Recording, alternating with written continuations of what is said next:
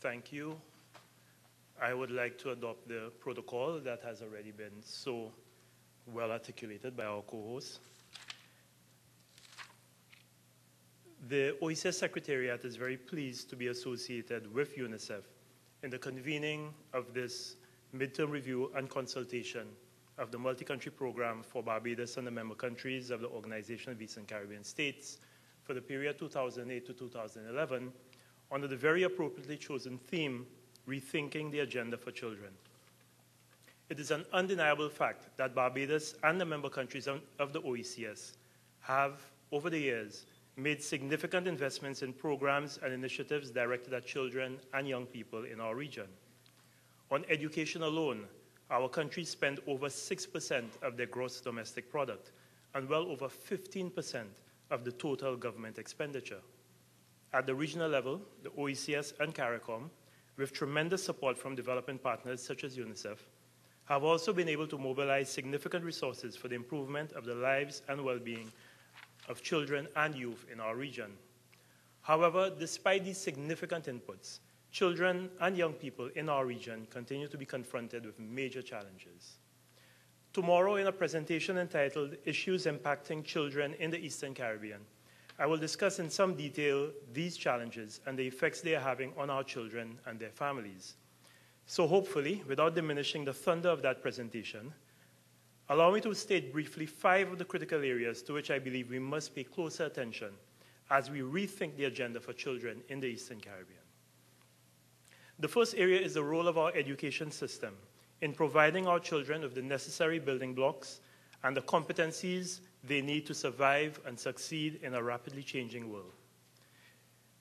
And on that area, one area that is of particular significance to UNICEF is the issue of early childhood development and early childhood education.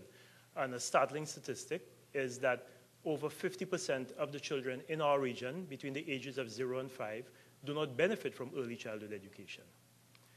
The second area involves the social protection mechanisms that we need to utilize to provide support and buffers for the more vulnerable and at-risk children in our communities.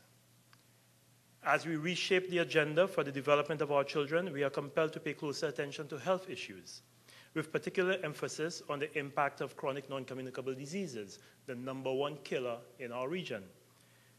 Childhood obesity is an ever-increasing and ever-serious problem for all of us, and of course, the continuing threat posed by HIV and AIDS. The fourth issue on which we must focus is the significant effect that the impacts of climate change can and will have on our children. The decade of 2000 to 2009 was the hottest ever decade recorded by our planet. 2005 was the hottest ever year recorded by our planet. And I was just listening to the news and I heard that that month of May that just passed was the hottest ever for Florida, for Miami. So it's an undeniable fact that climate change is real, despite all of the discussion and debate over the statistics and the data. And climate change can have a very serious and profound impact on our lives, on our livelihoods, and particularly on our children's livelihoods. And this is something that we must prepare for. And the final critical component is one that has of late been engaging the minds of some of our governments. And that is the role that popular culture plays in shaping the minds, attitudes, and behaviors of our children and young people. The environment in which our children and young people are growing and developing is changing quickly and profoundly. Gone are the days when Sesame Street, The Electric Company, and The Cosby Show dominated the viewing schedules of our children. Now it is other types of television programs that keep their attention.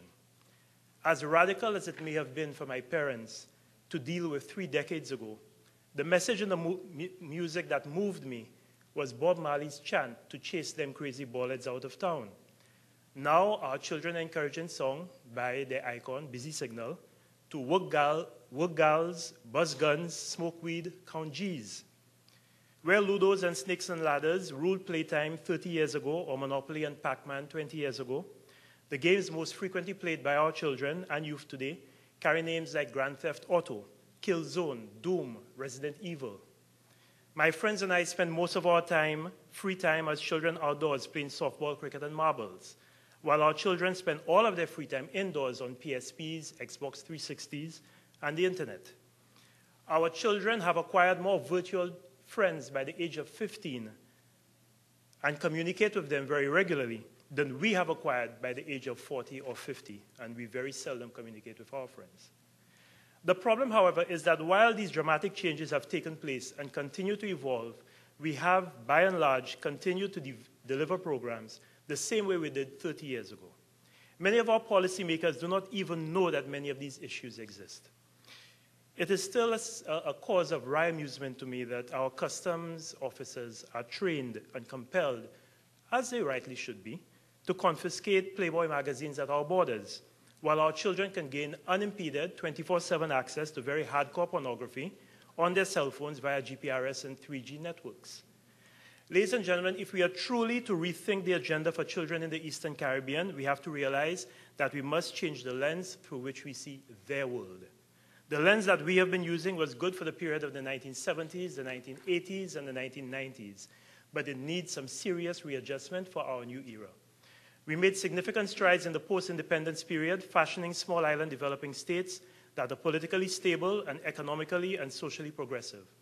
However, times have changed, and this midterm review and consultation provides us with the opportunity to reflect on the progress we have made in improving the well-being of our children, critically assess the challenges that lie ahead, and most importantly, agree on new approaches that will build in us not just the resilience to withstand current and future shocks, but also the capacity to take full advantage of the exciting opportunities provided by this dynamic global environment.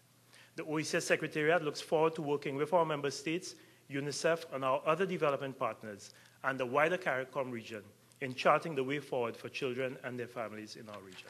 I thank you.